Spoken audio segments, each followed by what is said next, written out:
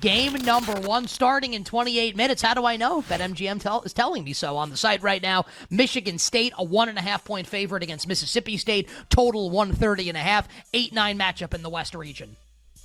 If I had to bet the side, I would bet Michigan State. Not going to bet the side. I'll bet the first half under, probably first game of the day, under 59 with two clunky, aggressive teams that kind of want to get after it. A lot of missed shots early on is my guess. 59 is a pretty low number. I'll play under for a couple bucks. I will lay Michigan State here. Tom Izzo in a pick'em game in March. Sign me up. Give me Sparty. The next game is the 11-6 in the East region, and it's BYU. About a 9-point favorite right now, Ken, against Duquesne. Total about 142.5. Looks like Duquesne starting to draw a little betting interest. Still 110 on the board and a lot of 9.5s. So 9s are in a couple places. I bet 9.5 5 minutes ago in this game, something like that. And I think there's even still 110. I just can't get access to it. Just a case of I agree BYU's way better. Just an early start with a huge point spread with BYU, a team not with a lot of tournament experience. Just sounds like a game that could be closer than we think. Actually, I'm kind of torn between that and Duquesne in the first half +5. Really get off to a slow start in this game. I like Duquesne. It's just kind of how you want to play them. The game is a pass for me. I'll be rooting for BYU. Ken, the next game will be Creighton and Akron. Creighton is an 11.5 or a 12-point favorite against the Zips. The total is 143.5. This is the 3-14 matchup in the Midwest. Akron closed the season worse versus how they played than any team in the entire country. The team after them in that metric was Virginia, who scored about 2 points the other day. I'm going to lay Creighton at 12. I'm going to take the points with Akron here. Why? Andrew Catalan's calling the game, and I think he's got a magnetic pull to make the game close. Only a couple bucks for me on that bet with Akron. We will now move on to Arizona and Long Beach State. 2-15 matchup in the West region. Arizona about a 20-point favorite against Dan Munson and Long Beach State. The total, 163.5. Not going to bet the game. If I had to, I'd probably lay Arizona off of a pretty embarrassing loss to Oregon. Lost in the first round last year. Get an okay price versus how they're rated. Maybe Arizona, but probably no bet for me on this game. Yeah, it's going to be a pass for me as well. Let's stay in the West region. 1-16 matchup there. North Carolina, even over the course of the show, has been getting bet out. This was 24.5 2 hours ago. Now 25.5 against my wife's alma mater. Shout out to Staten Island. North Carolina, 25.5 Ken against Wagner. Total 133.5. No bet for me in this game. I don't even know if I have a lean. Wagner played a couple days ago. A lot of people seem to think that matters when this happens, and they bet the 1 against the team that played a couple days ago. No bet for me in the game. I won money betting on Wagner the other night because my wife went there. I'll take those winnings and I'll put them on Wagner again for no other reason than my wife went there. So not like a big bet for me, but a couple bucks on Wagner for yours, truly. All right, 3-14 matchup now in the East region. Illinois, Ken, about an 11-point favorite against Morehead State. Morehead State drawing betting interest throughout the week, as we told you in hour number 1. Total about 146.5. No bet for me in the game. Just, again, worth reiterating, Illinois did qualify as a paper tiger barely because of the Big Ten championship game. Their defense slipped just enough. So just keep that in mind if you want to have them going deep in your bracket. No bet for me on the game. I'll put a couple bucks on Morehead State with that paper tiger designation now in place for the Illini. All right, 6-11 matchup now in the Midwest region, a game that both of us like. Ken, you identified this game on Selection Sunday on our Sunday show that you really liked, and it looks like you're going to be right with what you said on Sunday at BetMGM right now. Oregon, the 11 seed, the Pac-12 tournament champions, a 1.5-point favorite against the 6 seed South Carolina, total 133.5. I have Oregon plus, and now they're minus, and we'll see how this goes. This was my favorite bet Sunday night. I thought they maybe would close a favorite in the game. At 1.5, I think it's okay. 2.5, this is where you're probably better off maybe just betting some other stuff, honestly, when you get toward one possession favorite. Like Oregon, like Altman in these games, like how they're playing down the stretch. It was worth it. It's starting to get not worth it. Still like Oregon a little. Quack, quack, Oregon Ducks. Nevada and Dayton. This is a 7-10 matchup in the West region. Winner likely to play Arizona in the second round. We're basically like a pick'em game in the betting market here. Looks like Nevada about a 1-point favorite despite being the 10 against a 7. Total 136.5. Dayton closed awful, and it pains me to bet Mountain West teams that I don't love a lot, but Nevada was like one of the best teams in the country February on, won 1 billion games in a row in the close of the Mountain West season. I like them -1. I'm going to end up on some Mountain West teams here that's going to make me sick, but Nevada is one of them. I actually like them a good amount in this game. I like Nevada also. Don't turn your back on the Wolfpack. You might end up in a body bag. Not really.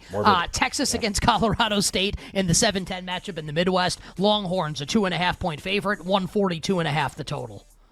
I like the upside of Texas. We just did this like 6 minutes ago. I like them a little bit in this game too. I more like their upside like long term if they can just like get their heads screwed on straight and figure it out. I think they have the talent to win a bunch of games. So like them a little in this game, more like the ceiling for them. Good enough for Ken, good enough for me. I'll lay the Longhorns, even if Ken's not going to. I'll lay Texas in this game. Kentucky and Oakland, 3-14 matchup in the South. Wildcats, a 13.5-point favorite against the Golden Grizz, 161.5 the total. No real strong opinion for me in this game. We've had some people come on that like Oakland. That surprised me a little bit. I want Kentucky to be out as early as possible, a no defense team. I think they'll be eliminated pretty early. I'm just not sure it's here. This might be Duke Oral Roberts last year where it's like, oh, maybe the bad defense team. Here's Duke by 900. Could see that here. No bet.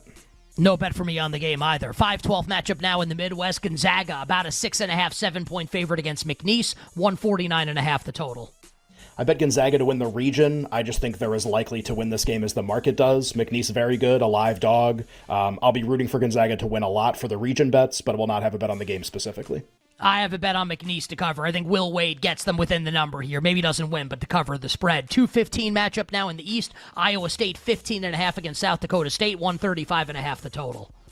No bet for me. If I had to, I'd probably play against Iowa State off the huge Houston blowout and how well they played in the Big 12. I don't feel confident enough in that to make the bet. If I'm winning a lot of bets and I'm feeling good, I'll take the points with South Dakota State. Otherwise, I'll probably still take the points with South Dakota State. Ken, 2-15 matchup in the Midwest. Tennessee, a 21.5-point favorite against St. Peter's, 130.5. I'll go first. I like the Vols here. This ain't St. Peter's from a couple years ago. I think Tennessee smashes. Pass the game for me. And we have three more games left. Texas Tech, about a 4.5-point favorite against ACC tournament champion NC State, 145.5 the total. No bet for me. If I had to bet the game, I think I would probably bet Texas Tech if it got under 5 for a couple bucks. I'll end up putting Texas Tech money line in a money line parlay. Kansas, about a 7-point favorite now against Samford, 153.5 the total. Kansas will be without leading scorer Kevin McCullough for the entire tournament. Based on what PJ said, I might put a couple bucks on the over. Otherwise, wait till the last possible second, and I might lay Kansas. 6.5 sounds pretty awesome. Let's see how low this gets with a team that everybody seems to like. I ended up taking Samford when this news came out a couple days ago at 8.5. And then final game of the day, about a pick'em, Ken. Drake and Washington State, 7-10 matchup in the East, 138.5 the total. Rule of thumb in this game, either team gets to 2. I'm betting the opposite side in the game. Drake is more likely to get to 2, but let's see what happens. May not end up having a bet in the game. I love the Drake. Give me Drake to beat Washington State and then beat Iowa State in the second round. Glassman, what is your favorite upset pick today? And I'm not talking against the spread, Peach. What's your favorite outright upset pick today? I'm sure you've got one locked and loaded. We do. Nick, I'll give you 2. The one that I really think has a good chance of happening is Samford, and I know that they're obviously very popular. Kansas has a bunch of injuries. Guys, the mid-major team that people are going to fall in love with today is the Samford Bulldogs. Ken and I, during Locketology a couple weeks ago, we talked about Bucky McMillan, and we talked about Buckyball.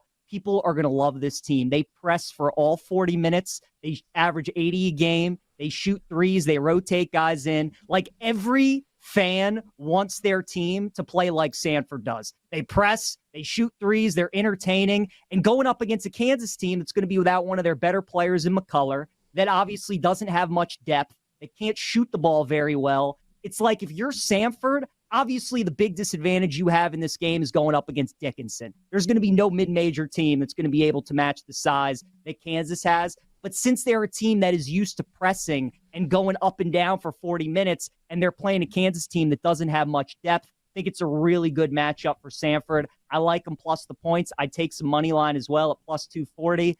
And if you guys want to get crazy, I would look a little bit at Oakland at plus 750 on the money line today against Kentucky. I love this stat of teams that are top 10 offense in Ken Palm, 100 or worse in defense, have not made it to the Sweet 16 in the last 20 years. Everybody's come at me and said Miami was one of those teams last year. No, they were like 16th in offense, so they barely missed the cut. Kentucky is top 10 in offense. Historically, guys, teams like Kentucky at most only win one game in the tournament. So if you're telling me that Kentucky's only going to win one game, I'll take a stab with Oakland at plus 750. I think probably the better bet is going to be Texas Tech or NC State in the next round. But certainly, Kentucky, maybe this is one of those games where they just have an offensive stinker. Oakland is lights out, And we certainly have seen Calipari have early exits to worse teams before. So I'll take a shot with Oakland today at plus 750 as well.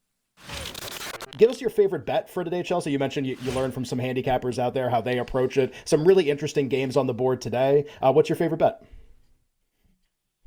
Yeah, today going to go Drake on the money line minus 118. I think there's a good flag here where you're looking at a line flip. Drake went from plus 1.5 to -1. Still a palatable price on the money line. This is a pretty balanced team. 42 on offense, 72 on defense when it comes to adjusted offensive and defensive efficiency over a KenPom. They take care of the basketball, 14th in turnover rate, which I think is a good metric to look at when you're playing on a neutral court, when you're playing with a lot of pressure. And also they make their free throws, 76% clip from the line, which we know if you follow college hoops and bet on it, that's an important metric. Also, I feel like they have more high-end potential against this Washington State team, a good three-point shooting team with good guard play. That's something you definitely want to look for in March Madness. Tucker DeVries, two-time MVC Player of the Year, and, of course, the head coach's son. Washington State beat Arizona. I think a lot of people are going to see that and say, oh, this is a team that maybe could make a little run here. But they're slower. They played a slower pace. They do have a size advantage here. They're a good rebounding team, but I feel like Drake has the higher end potential. If they're hitting their shots from the three-point line, I'm not sure if Washington State can keep up. So I'm going to be on Drake on the money line, minus 118. Started from the bottom. Now they're here. You bet with Nick and Ken on this tremendous tournament Thursday. Joined right now by our BetQL Network teammate, Chelsa Messenger. She is live in Las Vegas right now. Chelsa and Michael Jenkins will host the Daily Tip today live from the BetMGM Sportsbook at Mandalay Bay, 3 to 7 p.m. Eastern Time, an hour regular time slot. So be sure to check them out, live sweating the games, giving you bets for the games coming up tonight. Again, 3 to 7 p.m. Eastern Time. Chelsa, what's your favorite upset pick today? And I'm not talking against the spread. Your favorite upset pick to win outright today in the NCAA tournament? Ooh, I think this is going to be a popular one, but I'm going to stick with it. Samford has been a betting darling for me all season long. At one point, I think they had the nation's longest win streak, of course, going against a hobbled Kansas team that maybe has Hunter Dickinson back, but I know Kevin McCullough Jr. is not going to be back. This is a team that can run up and down the court, and it's a good offensive team. I think that's what you're looking for. When you're looking for underdogs, you want a team that can shoot threes. You want a team that, if they are playing at their absolute best, all they need to do is kind of funnel that lightning in a bottle for one singular game. I think we see that in Samford. It's a top 70 offense. They're really good at shooting 7th overall in effective field goal percentage, and three-pointers, they're making 39% of them. So I think the high-end potential is definitely there from Samford. I do believe it's going to be a public dog, but I will ride with the Bulldogs nonetheless.